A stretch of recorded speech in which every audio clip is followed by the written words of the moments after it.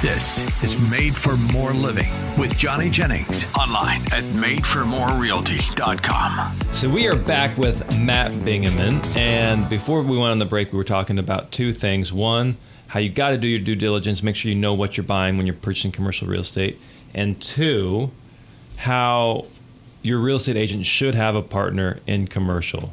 And as far as that partner in real estate goes, personally, we have partners. We partner with the PDF group, Matt Bingaman and Paul and those guys, because they are phenomenal at what they do. So here's the thing too, and Paul says this all the time, I'm sure you've heard it, Matt, but how many people do you know live in a house? Like if they own commercial real estate, they also live in a house. Yes. Right? And so it's like, well, why are the people that I'm dealing with on a daily basis, they also may own commercial real estate. So why am I not supporting them in that aspect of their business and their lives? And so if you are a real estate agent and you don't have that commercial real estate connection, I strongly suggest you reach out to Matt Bingaman and Paul Frank. And moving forward, you will always be able to say with confidence and certainty, hey, I have a partner in commercial real estate. I know exactly who you need to call. Look no further. These guys are going to take care of you. So if you have any questions, you want to reach out to us, just go to madeformorerealty.com and we will connect you with Matt and Paul. But moving back on to the topic of commercial real estate, and as far as it pertains to title, like what are some stories you have? What are some crazy things you've seen? You know, my breadth of experience, time in the field isn't enough to have an elaborate expanse of exposure, but I've heard stories and talked to people who have shared some wisdom and, understand that a title search just searches encumbrances on title or things recorded. When it comes to like EPA, tribal affairs, or like Army Corps of Engineers, I think there's another one. Some of that stuff's never recorded on title. So you could potentially walk into fines from the Army Corps of Engineers. I mean, I've heard stories about that where someone bought a property and there was, well over $1 million, that was getting ready to be lien prior to. Oh, but it wasn't officially on the property, but they're working on it? Yeah. Oh my gosh. So that transferred to the new owner?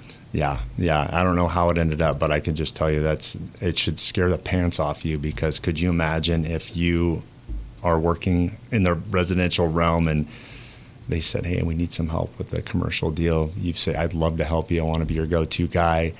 And then it gets signed and then that pops up. I mean, oh my gosh. That'd be horrible. Like I've heard stories about people buying land or buying properties and they're like, this is a prime location. Let's put something here. And then they didn't realize that there was a gas station 20 years ago and the EPA is like, hey, you got to resolve this. Is it called abate? You got to resolve anyway the underground gas tanks. Oh, like abatement or something? Yeah. Yeah, well, I mean, let's just go back to, because, there's your title search, right, which looks at the recorded stuff. Uh-huh. But in commercial, we do things a little bit differently. Our due diligence consists immediately of phase one. I mean, you engage an environmental engineer. They look at a bunch of different things, historicals. There's a whole list of things that I could go through. So an environmental engineer is like... you just hire them to come out and do inspections on the property? Well, there's quite a few things that they do. Mm-hmm. I would have to pull my notes to tell you, but nuts and bolts wise, that's your first step. Phase one all day. I mean, you look at like, I guess a notorious case is like dry cleaners. You could have a dry cleaner that had been somewhere for 20 years. It's been unoccupied. Maybe it's a condo. Maybe they're selling it. You get it for $200,000. You think you're getting a good deal. Yeah. But the fact is the EPA's got it flagged under, basically, it's not financeable. And so you just basically bought a huge problem for $200,000, and you can't do anything with it unless you want to get the remediation and the cleanup done. Which, I mean, you're not getting it done for $200,000 to $500,000. That's for sure. Really? Well, I mean, I don't know. I guess it depends on the scope of the work. Sure. But it's not cheap. No. So that's scary, because there's a lot of people out there. Hey, I want to get into like cash-based business or an income-producing property. This makes sense. It's a cash cow. But if you come across that and they're giving it away for a deal, I'm hearing you say, well, you should probably do that phase one. Figure out why if it's generating X amount of dollars or $600,000 and they're selling it for $200,000 a year, $200,000. Well, why would anybody do that? there might be more to the story than what you're able to see. Yeah. Get your own representation. Make sure it's someone who's validated, that has years of experience in it, and ask the questions. Has a phase one been completed? Do we have a phase one? What about phase two? Like, those are the first things on a commercial property that I would probably ask. What's a phase two entail? Yeah, phase two is like soil sampling. We just did one, and it came back dirty, and so now they're doing like vapor testing. But yeah, phase one is like the historicals, looking at maybe what was there, doing site observation, seeing if there's any red flags. If it fails phase one, it goes into phase two. Soil sampling, very interesting process. Real quick, they'll core through slabs, they'll pull samples, they'll do vapor testing for like a duration of time, and these sealed stainless things, they send them off to the lab, they test them. I mean, it's no joke. I mean, it is legit. They do the vapor test and all that, and then... Is that California specific, or is that like nationally? I think that's kind of national protocol. Really? Yeah. Wow. Okay, well, I can't blame California for shipping things off and getting it tested. Yeah. Well, that's kind of, I mean, I can kind of see the pros and cons. It's good that they're doing that, but it's also seems a little intense. Well, I mean, a lender's not going to fund it. You know what I mean? No one's going to finance a problem, because they have to get their money somehow. Yeah, and they don't want to be underwater. No, they're not going to buy something that's got major problems. So they're going to do their due diligence, and that is really one of the advantages of financing a commercial property, is the lender will, conduct that phase one, and they'll require a clean phase one, phase two, whatever. They'll make sure that is done prior to it. Hard money, different story. But if it's like a regional bank who does a lot of that SBA work, you betcha they're gonna make sure that they have a sound investment before they stroke that check. That makes sense. Like, it's somewhat too in residential as well. Like, certain loans require inspections or certain things done to the property prior to close, like VA. You need Section 1 typically cleared on the pest inspection, and it's there to protect the borrower or protect the buyer. But in this instance, in the commercial realm, it seems like it's more to protect the lender, right? And so they're gonna make sure that they know exactly what they're lending on before they write that check. Yeah, that's awesome. Totally. So that's a hack. By the way, you mentioned get representation. How does the whole representation process work if somebody was to engage a commercial real estate agent? Like, do they owe the money up front? Is it due at closing? What does that look like? Pretty similar. It's a similar process as far as escrow and payments and all that stuff. We use a BRBC as well. Okay. Buyer broker agreement. Yeah. Okay. Yeah. And then who typically pays your fee? Is it the buyer's agent, or is it the buyer? Or is it the seller? We typically get the seller to pay our.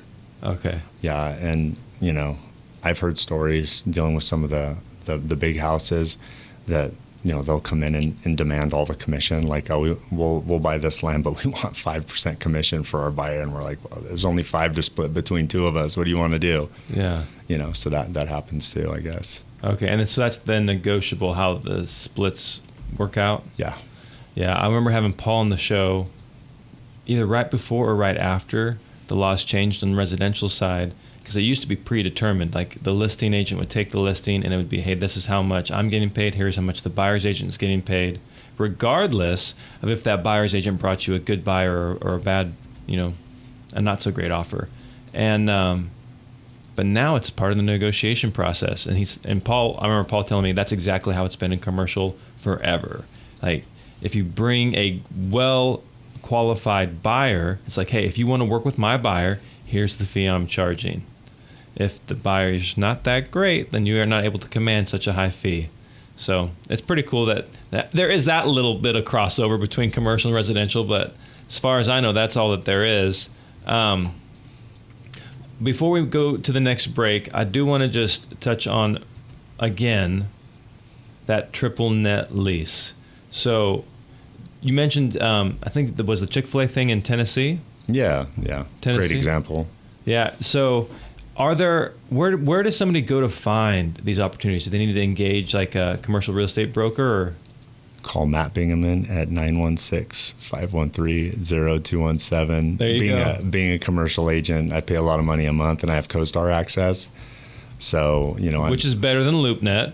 Yeah, if If you're just using LoopNet to find deals for your clients, you're missing a majority of the deals that are on the market because there's an additional cost to LoopNet. So like, for example, I picked up a office listing in Roseville.